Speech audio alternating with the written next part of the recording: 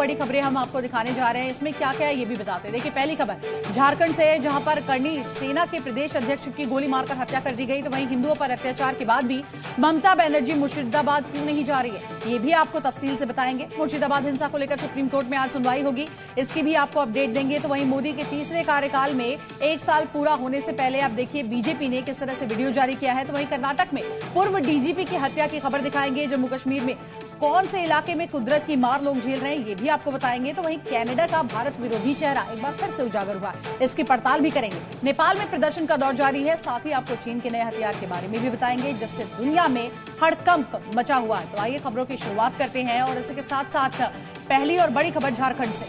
झारखंड के जमशेदपुर में बेलगाम अपराधियों ने करनी सेना के झारखंड प्रदेश अध्यक्ष विनय सिंह की गोली मारकर हत्या कर दी है। बताया जा रहा है कि हमलावर पहले से घात लगाकर बैठे थे। जैसे ही विनय सिंह अपनी गाड़ी से उतरे, उन पर ताबड़तोड़ यहां पर फायरिंग कर दी गई। चश्मदीदों के मुताबिक उनकी मौत मौके पर ही हो गई और चश्मदीदों का तो ये भी कहना है कि हमलावर बाइक सवार थे। सनसनीखेज वारदात के बाद भारी तनाव का माहौल है जमशेदपुर में। समर्थकों और करनी सेना के कार्यकर्ताओं ने नेशनल हाईवे 33 को जाम कर दिया। पुलिस प्रशासन ने सहयोग करने की अपील की और भरोसा दिलाया कि जल्दी अपराधियों को सलाखों के पीछे पहुंचाया जाएगा। तो इन तस्वीरों को आप देखिए, किस तरह से करनी सेना ने हाईवे को जाम किया है और सड़क पर आगजनी करते हुए भी नजर आ रहे हैं। झारखंड के जमशेदपुर से इस वक्त की बड़ी खबर हम आपको बता रहे हैं। खेत में आखिर कैसे पहुंचा विनय सिंह का ये शव, इसी के साथ साथ जो मर्डर मिस्ट्री है उसको सुलझाने की पुलिस कोशिश कर रही है।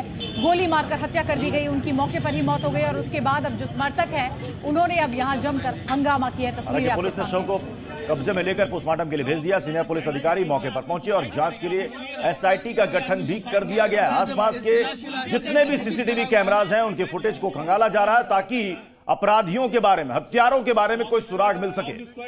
हालांकि पुलिस ने बताया कि करनी सेना के प्रदेश अध्यक्ष विनय सिंह का शव बालीगुमा में नेशनल हाईवे से लगभग 250 मीटर की दूरी पर एक खेत के पास मिला है। उनके शव के पास से एक कंट्री मेड पिस्टल भी बरामद की गई है। पिस्टल के साथ साथ उनके बगल में एक स्कूटी भी मिली है। विनय सिंह का मोबाइल भी वहीं से मिला है। विनय सिंह वहां कैसे पहुंचे, इसकी जांच की जा रही है, क्योंकि उनके समर्थकों को कहना है कि हत्या किसी और जगह की गई है और उसके बाद उनके शव को ला करके यहां पर खेत में फेंका गया है।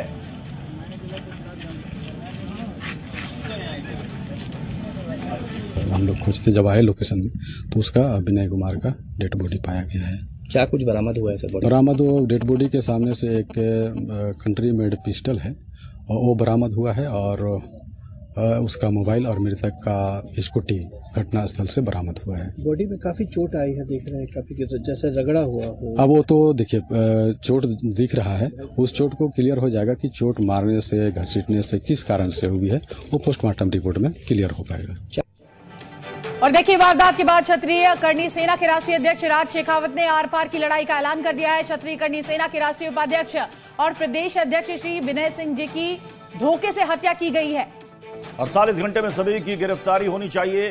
सरकार और प्रशासन ये सुनिश्चित करे, वरना हम लोगों द्वारा इन हत्यारों और साजिशकर्ताओं को घर में घुसकर मुंहतोड़ जवाब दिया जाएगा। ये करनी सेना की तरफ से चेतावनी दी गई है। सभी जमशेदपुर पहुंचे और अंत तक डटे रहे। जय छात्र धर्म, ये करनी सेना की तरफ से कहा गया है। सरकार और प्रशासन कान खोलकर सुने, शीघ्र अति शीघ्र इन हत्यारों एवं सभी षड्यंत्रकारियों की गिरफ्तारी सुनिश्चित हो। 48 घंटे का समय आपको दिया गया है, उसके पश्चात हमारा समय शुरू होगा और इन हत्यारों को घर में घुसकर मुंह तोड़ जवाब देने के लिए हम मैदान में उतरेंगे। और हमारे साथ इस वक्त हमारे संवाददाता कामरान जुड़ चुके हैं। कामरान, पुलिस क्या कह रही है, किस पर शक है, किसने की हत्या? पुलिस तमाम बिंदुओं पर पुलिस ने अपनी तफ्तीश शुरू कर दी है और कल जब करनी सेना के राष्ट्रीय उपाध्यक्ष की हत्या हुई थी उससे पहले वो घर से निकले थे, नॉर्मल बातचीत हुई थी अपने परिवार वालों से, लोगों से, और फिर अचानक से उनका मोबाइल जो है वो ट्रेसलेस हो गया, मोबाइल ऑफ हो गया। लेकिन मोबाइल के जब डिटेल्स निकाले गए तो जिस जगह पर पुलिस पहुंची वहां पर उनका शव बरामद हुआ। पुलिस हर बिंदुओं पर जांच कर रही है और लास्ट उनकी किनसे बात हुई थी, तमाम चीजों को लेकर बातचीत किए है, तफ्तीश आगे जारी है। लेकिन जिस तरीके से घटना को अंजाम दिया गया है उसके बाद गुस्सा जमशेदपुर में खास तौर पर देखने को मिल रहा है। कल कामरान, आपसे ये भी जानना चाहेंगे, क्या कोई आपसी रंजिश, क्या कोई विवाद, कोई किसी से पहले दुश्मनी, क्या कोई ऐसी जानकारी विनय सिंह के बारे में मिल पाई है? देखिए, हालांकि पुलिस की माने तो पुलिस किसी भी मामले पर खुद भी खुल के कहने से बच रही है, लेकिन जो जानकारी मिली है उसके मुताबिक कहीं न कहीं जमीन का कोई मामला है। और इस हालांकि ये चीज ऑफिशियल नहीं है, लेकिन बातें निकलकर सामने आ रही कि जमीन से संबंधित किसी मामले को लेकर उनकी हत्या की साजिश की गई थी। ये हत्या महज इत्तेफाक नहीं, पूरी प्लानिंग की गई थी। विनय सिंह किस वक्त घर से बाहर निकल रहे हैं और कहाँ जाना है, तमाम चीजों को लेकर रेकी की गई थी। तो पुलिस हर बिंदुओं पर जांच कर रही है और पुलिस को ये उम्मीद भी है कि जल्दी इस हत्याकांड का खुलासा हो जाएगा, क्योंकि तमाम चीज जो है वो सीधे तौर पर प्रशासन पर दबाव बनाया जा रहा है। और एक पुलिस भी कह रही है कि पुलिस पर भरोसा रखे, जल्द ही कातिलों को वो पकड़ लेगी। बहुत बहुत शुक्रिया कामरान हमारे साथ जुड़ने के लिए। तो आपको याद होगा कि 2 साल पहले करणी सेना के अध्यक्ष सुखदेव सिंह गोगामेड़ी की उनके घर में घुसकर हत्या कर दी गई थी और पूरी दुनिया ने इस खौफनाक वारदात को देखा था। और अब एक बार फिर करणी सेना के राष्ट्रीय उपाध्यक्ष और झारखंड प्रदेश अध्यक्ष विनय सिंह की हत्या की गई है। हमलावर ने इन्हें भी गोली मारी है। अब सवाल उठने लगेंगे, क्या इस हत्या के पीछे भी लॉरेंस गैंग का हाथ है? क्योंकि जब सुखदेव सिंह गोगामेड़ी की हत्या हुई थी, जयपुर में उनके घर के अंदर घुस करके गोली मारी गई थी, उस वक्त लॉरेंस गैंग का नाम सामने आया था। और एक बड़ी खबर आपको बता दें, मेदिनीपुर दौरे पर जाएंगी ममता बनर्जी। 2 दिवसीय पश्चिमी मेदिनीपुर के दौरे पर ममता बनर्जी शालबनी में पावर प्लांट की आधारशिला भी रखेंगी।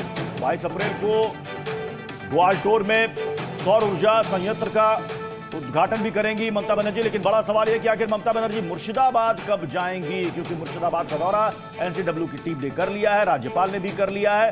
अब सवाल ये खड़ा हो रहा है कि आखिर सूबे की मुख्यमंत्री ममता बनर्जी हिंसा प्रभावित इलाकों में यानी कि मुर्शिदाबाद में कब जाएंगी, कब वो पीड़ितों से मिलेंगी।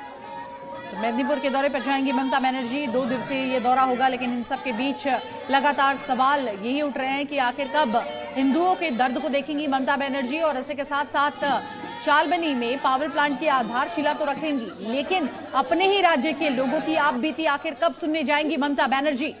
देखिए, हम आपको दिखा रहे हैं किन किन लोगों ने अब तक वहां का दौरा कर लिया है। एनएचआरसी की टीम जा चुकी है, एनसीडब्ल्यू की टीम जा चुकी है, गवर्नर खुद जा चुके हैं, हिंसा से प्रभावित लोगों से मुलाकात कर चुके हैं। अब सवाल है कि मुख्यमंत्री कब जाएंगे। उधर पश्चिम बंगाल के मुर्शिदाबाद में हुई घटनाओं के बीच बीजेपी नेता शुभेंदु अधिकारी ने बड़ी डिमांड की है। तो उन्होंने जांच के लिए एनआईए की मांग कर दी है। शुभेंदु अधिकारी ने आरोप लगाया है कि बंगाल का हिंदू खतरे में है, यहाँ के हिंदू पीड़ित है। आरोप सीधा सीधा ममता बनर्जी और उनकी सरकार पर है। तो शुभेंदु अधिकारी लगातार हमलावर है ममता बनर्जी सरकार पर, और वो ये कह रहे हैं कि यहाँ पर कट्टरपंथियों को खुली छूट दी गई है। बंगाल का हिंदू खतरे में है और यहाँ के सूबे की सीएम को हिंदुओं की कोई फिक्र नहीं है। बीजेपी के नेताओं ने तो यहां तक कह दिया कि ममता बनर्जी लगता है कि सिर्फ मुसलमानों की ही सीएम है। हम लोग भारतीय संस्कृति और हिंदू सनातन संस्कृति को जिंदा रखने के लिए काम कर रहा है। बंगाल में हिंदू खतरे में है। हम लोग हिंदू जो अत्याचारित है उनको प्रेयर करने के लिए यहाँ एक बड़ा धार्मिक कार्यक्रम का यहाँ का जो हिंदू ऑर्गेनाइजेशन वो लोग अरेंज किया है। हम लोग पूरा ताकत से सब लोग पार्टिसिपेट करने का आज सिद्धांत तो ले लिया है। We want NIA.